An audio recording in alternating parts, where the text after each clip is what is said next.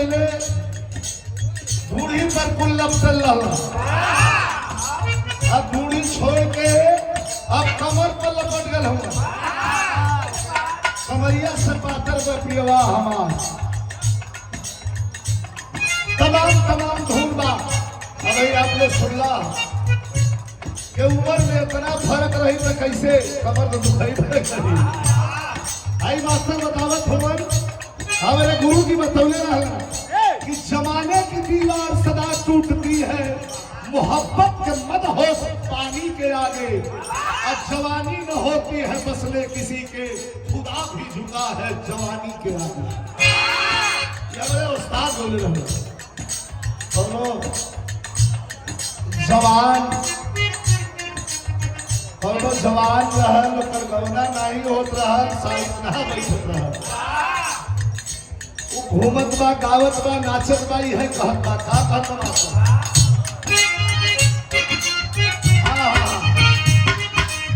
अरे दियरा के काकर जैसन, दियरा के काकर तनी सपोली में अंतर है। बलिया में चल जाएगा तो दियरा कहल जाला, जैसे हम करी सिवान कहल जाला, खेत सिवान कहल जाला, ओई तरह हम दियरा कहल जाला। आ काकर आ ककरी में अंतर है। ककरी पतिलकी होले, काट के नमक लगा के आदमी खा लो, आ काकर धूप होला फाट जाला। मंडी में आवत भी हुई। अरे दियरा के काकर जैसा